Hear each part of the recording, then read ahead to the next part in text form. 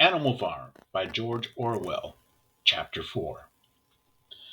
By the late summer, the news of what had happened on Animal Farm had spread across half the country.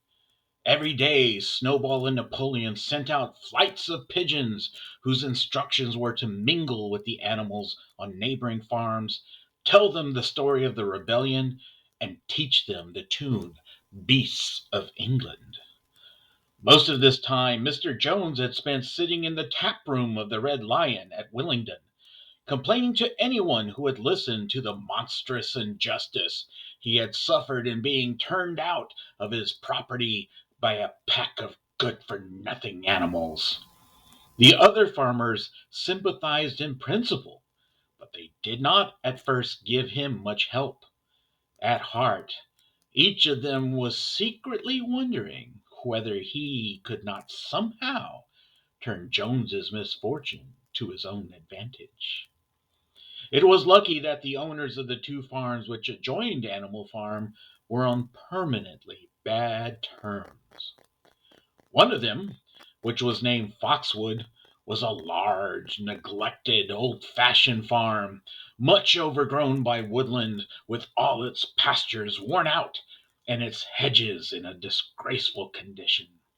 Its owner, Mr. Pilkington, was an easy-going gentleman farmer who spent most of his time in fishing or hunting according to the season. The other farm, which was called Pinchfield, was a smaller and better kept. Its owner was a Mr. Frederick, a tough, shrewd man, perpetually involved in lawsuits and with a name for driving hard bargains. These two disliked each other so much that it was difficult for them to come to any agreement, even in defense of their own interests. Nevertheless, they were both thoroughly frightened by the rebellion on Animal Farm and very anxious to prevent their own animals from learning too much about it. At first, they pretended to laugh, to scorn the idea of animals managing a farm for themselves. The whole thing would be over in a fortnight, they said. They put it about that the animals on the Manor Farm, they insisted on calling it the Manor Farm. They would not tolerate the name Animal Farm, were perpetually fighting among themselves, and were also rapidly starving to death. When time passed and the animals had evidently not starved to death, Frederick and Pilkington changed their tune and began to talk of the terrible wickedness that now flourished on Animal Farm. It was given out that the animals were practiced cannibalism, tortured one another with red-hot horseshoes, and had their females in common. This was what came of rebelling against the laws of nature, Frederick and Pilkington said. However, these stories were never fully believed. Rumors of a wonderful farm where the human beings had been turned out and the animals managed their own affairs continued to circulate in vague and distorted forms.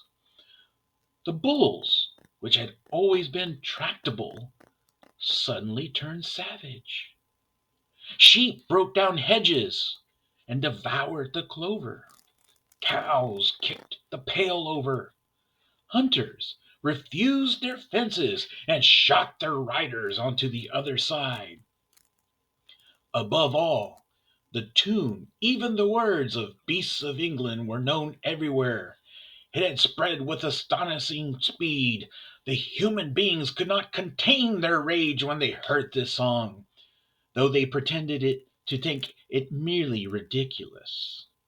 They could not understand, they said, how even animals could bring themselves to sing such contemptible rubbish. Any animal caught singing it was given a flogging on the spot. And yet the song was irrepressible. The blackbirds whistled it in the hedges, the pigeons cooed it in the elms. It got into the din of the smithies and the tune of the church bells, and when the human beings listened to it, they secretly trembled, hearing it a prophecy of their future doom. Early in October, when the corn was cut and stacked, and some of it was already threshed, a flight of pigeons came whirling through the air and alighted in the yard of the animal farm in the wildest excitement. Jones and all his men, with a half dozen others from Foxwood and Pinchfield, had entered the 5-barred gate and were coming up the cart track that led to the farm. They were all carrying sticks except Jones, who was marching ahead with a gun in his hand. Obviously, they were going to attempt to recapture the farm. This had long been expected, and all preparations had been made. Snowball, who had studied an old book of Julius Caesar's campaigns, which he had found in the farmhouse, was in charge of the defensive operations. He gave his orders quickly, and in a couple of minutes every animal was at his post.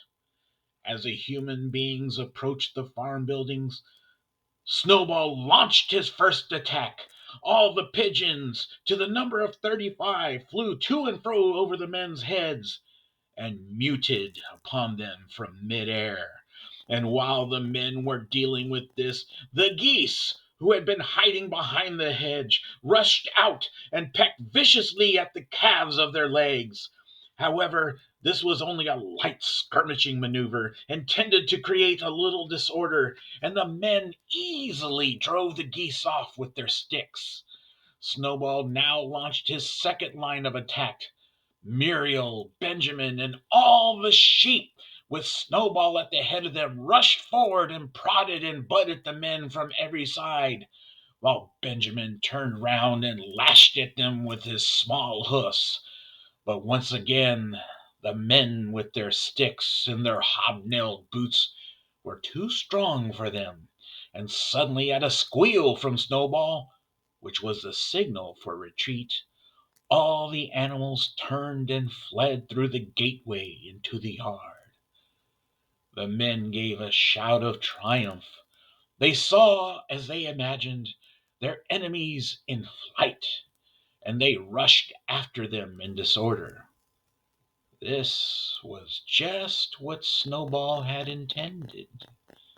As soon as they were well inside the yard, the 3 horses, the 3 cows, and the rest of the pigs who had been lying in ambush in the cowshed suddenly emerged in their rear, cutting them off.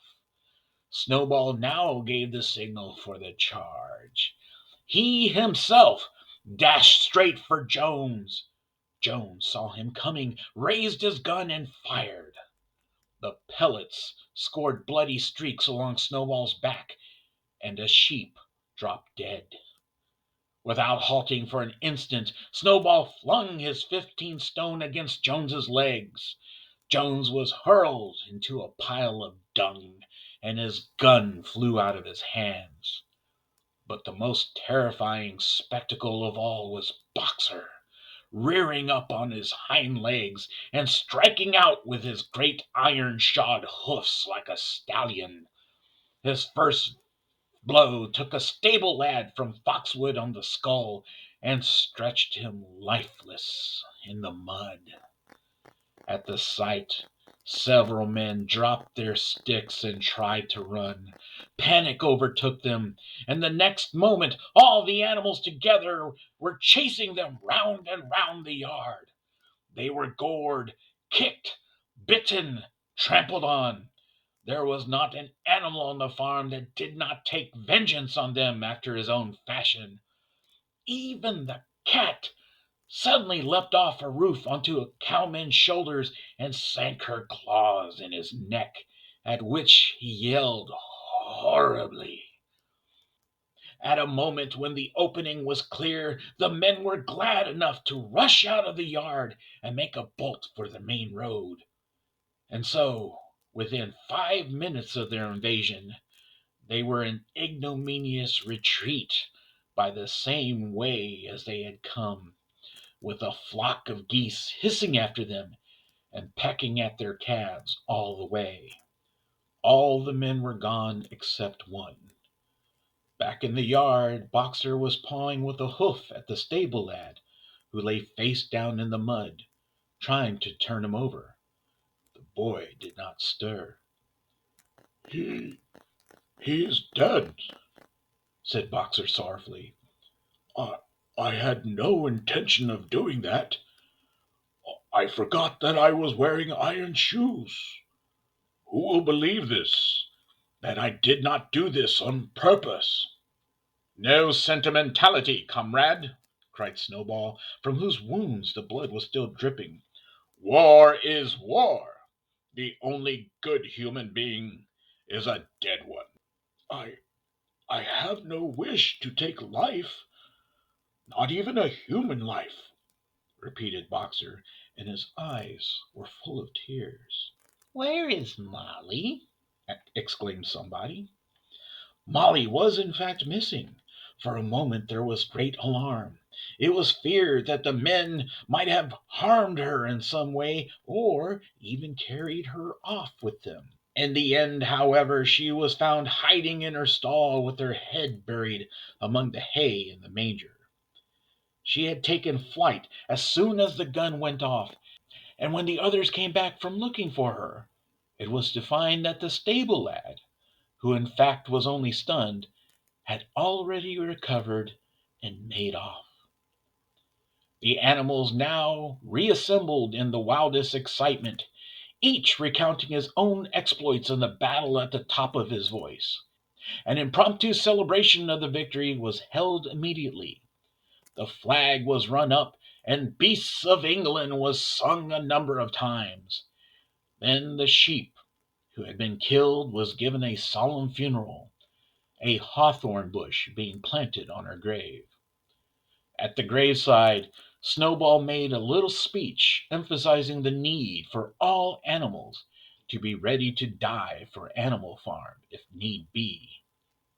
The animals decided unanimously to create a military decoration, Animal Hero First Class, which was conferred there and then on Snowball and Boxer.